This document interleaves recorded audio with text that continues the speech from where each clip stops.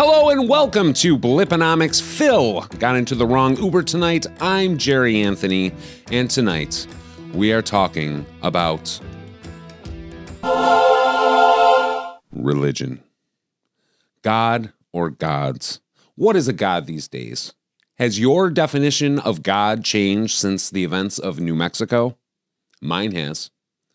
We're going to talk about it.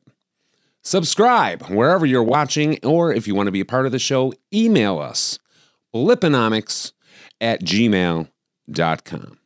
Okay, let's talk about it. Gods.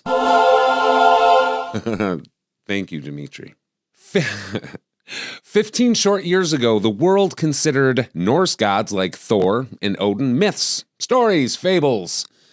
Today, not only do we know these immortal gods are real, they come from the heavens to sell ice cream and deodorant to tourists. The gods are capitalists. Who knew? After the events of New Mexico, we all learned that Norse gods were not really gods, but aliens. Aliens from the planet Asgard. We knew then for sure we weren't alone in the universe. And after the events of New York, we knew we really weren't alone in the universe. So, after New York and New Mexico, I personally thought, for sure, well, that's a wrap for organized religion. Boy, was I wrong. Have the events of recent years forced you to reconsider your faith? Or has it strengthened your faith? Have you had to adjust your beliefs, or have you adopted new ones? For example, if Norse gods are real and are just aliens, what else about religious history is real? Was Jesus an alien? What about Buddha, Muhammad, Moses, Vishnu? Are those aliens too? Or enhanced humans? Or just plain old humble sorcerers? Because we know the magic is real now too. What about the Greek and Roman pantheon of gods? Are they just chilling right now on the planet Greece? I mean, should we expect Hercules to come down from wherever and join the Avengers? That would be cool. That would be cool. And if super powerful aliens are gods, should we consider Thanos a god? Now, I know we heard Captain America, Sam Wilson, refer to Thanos on the news as an insane god, and that kind of struck me. Was that correct? Was Thanos a god? The fringe Thanos was right crowd does. I don't know what their goal is exactly, but do they have a point? Do mere mortals, such as Tony Stark, have the right to undo the will of a god? And if so, what are the ramifications of undoing the will of a god? Or here's a good one. What are the ramifications of killing a god? Because they did that. And speaking of dead gods, have you been to New Asgard lately? New Asgard is practically the new Holy Land. It's a colony on the rise, but the world seems to be treating New Asgard like they're tourists, like they're not going to stay for long. Newsflash, these people are not going anywhere. This is their new home. This is their new Holy Land. This is the place Odin died and ascended into Valhalla. They have a huge monument in New Asgard, marking the place it actually happened. This is the place where Odin hid the Tesseract many years ago, until it was found by Johann Schmidt. This is the place where Mjolnir, Thor's magic hammer, where Mjolnir was destroyed and then reassembled by Jane Foster. There's a monument for that. New Asgard is like the New Jerusalem. They are home now. Asgardians are not leaving. So if you could tell our president to stop declaring war on all off-world species, that would be great. I also like to know if you've had any experience with any of the new faiths that are popping up. Of course, we have the cult of Odin. I'm not sure what it's actually called. But they believe Odin was the god creator of the universe, came to Earth to bless us, yada yada. And interestingly, These new Odin worshippers are preaching that Thanos was only able to do what he did because Odin was dead. Because I guess if Odin was around, he would not be having that. Speaking of Thanos, the Thanos was right is a new cult thing that's getting some traction. Or they might just be getting louder. But do they have a point? Should we have stayed dusted? I mean, personally, I like being here. And what about that popular Christian sect that insisted the dusting was actually the biblical rapture, as predicted in the book of Revelations? I think they broke off and started their own church. Has anyone checked in on those people since the raptured became unraptured? Has anyone checked in on those guys, see how they're doing? See where they're at now? But I want to know what you think. Have you renounced religion? Or have you found it? Have you had to adjust your beliefs, or have all these tragedies and events just strengthened them? Because honestly, we witness what the Bible would call miracles like almost weekly. From Norse gods to dark elves, hulks, monsters coming from portals, one-eyed squid monsters in Manhattan. I wonder if like 1,000 years from now, people are going to be like reading all of this stuff and wondering if it actually happened. That would be interesting. If there would be some blip deniers in 1,000 years. Would not surprise me one bit. But we do witness miracles almost weekly. And these modern miracles only confirm the weird and magical stuff in the Bible for some people. For some, the confirmation of different alien species confirms that we are indeed all created in the likeness of God.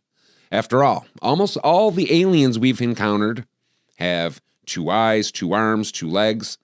So people think the Bible must not just be an earthly truth, but a universal truth. And that's kind of cool. But for myself, I was raised Catholic, but deep down I've always been an atheist. I still am.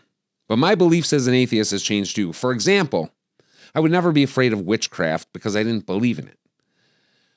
But after Westview, I certainly do believe in witchcraft, and now I am terrified of it. Now I believe in everything. I mean, everyone already, we step out our door and we instinctively look up, half expecting to see a portal or a UFO or a God knows what. No, Dimitri, I will not dismiss astrology anymore either. That's my story. Let's hear yours. We will be right back.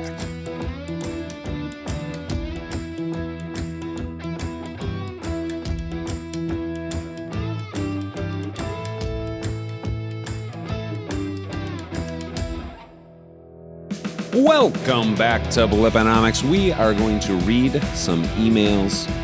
First out of the gate, Father Dinkle. Father Dinkle writes, "Hello, Jerry.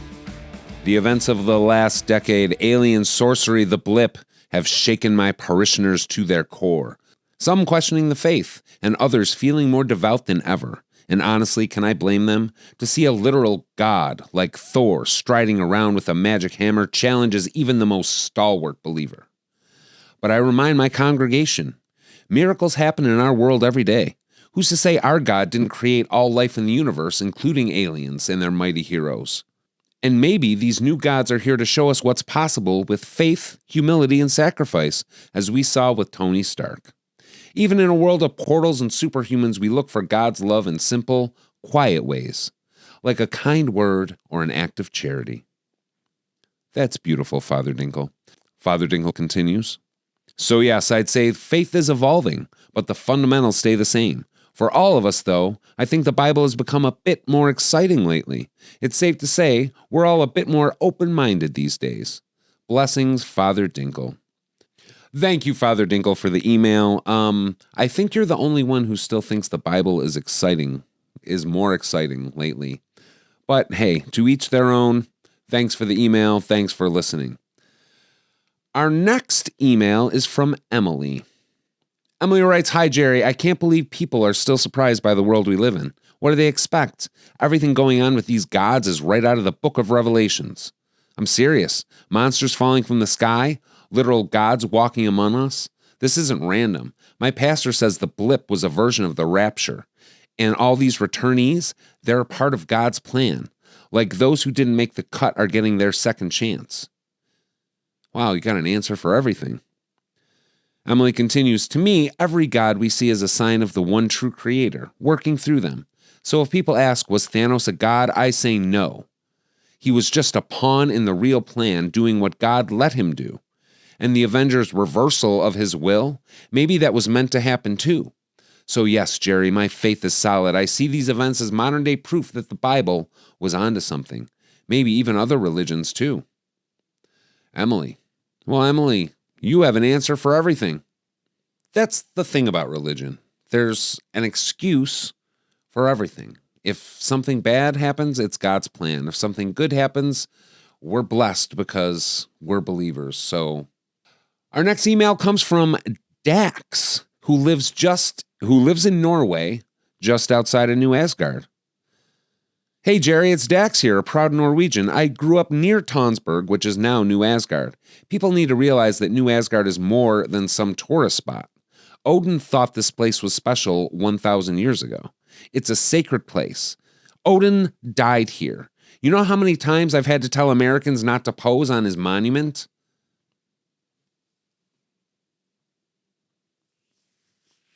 On behalf of all the stupid Americans, I'm sorry.